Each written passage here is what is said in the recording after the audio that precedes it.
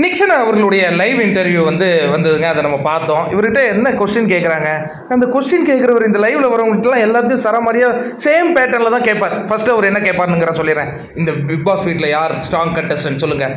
உடனே நிக்சன் சொல்கிறார், sir strong கண்டஸ்டன்ட்ஸ்னால் அதுக்கு எதாவது டெஃபினிஷன் இருக்குதா?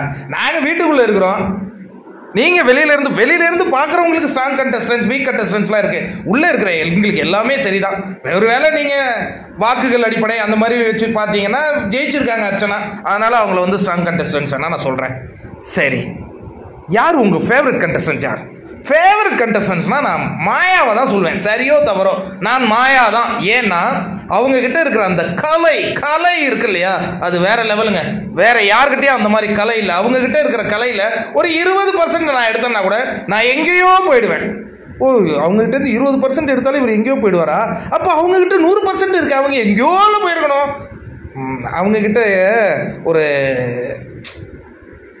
என்ன இருக்கு, கைண்ட் ஹார்ட் இருக்கு, அதனால அவங்களால ஒன்றும் பண்ண முடியல போல இருக்கு. அதை சொல்றாரு. அதுக்கு அடுத்தது இந்த பிக் பாஸ் வீட்டில் எதப்பா மிஸ் பண்றேன்? சார் நான் எதுவுமே மிஸ் பண்ணல சார், எனக்கு அங்கே போக திகட்ட எல்லாம் கிடச்சிருச்சு, அதனால் அதெல்லாம் ஒன்றும் மிஸ் பண்ணல. என்ன இப்போ ஃபோன் யூஸ் பண்ணிகிட்டு இருக்கேன், அங்கே ஃபோன் இல்லை, அவ்வளோதான். சரி, இந்த பிக் பாஸில் நீங்கள் எவிக்ட் ஆனீங்களா, அதை பற்றி என்ன நினைக்கிறீங்க? சார் நான் போதும்னு திகட்டிட்டேன் சார். எனக்கு என்னைக்கு கமலஹாசனுக்கு நான் பாட்டு பாடி அவர் அருமை தம்பின்னு சொன்னாரோ அப்போவே முடிஞ்சிச்சு சார். அதுக்கப்புறம் கிடைச்சதெல்லாம் எனக்கு போனஸ் சார். வேறு ஏதாவது இந்த இன்டர்வியூவில் இருக்கான்னு நானும் தேடி பார்த்தேன், வேறு ஒன்றும் சொல்கிற மாதிரி இல்லை.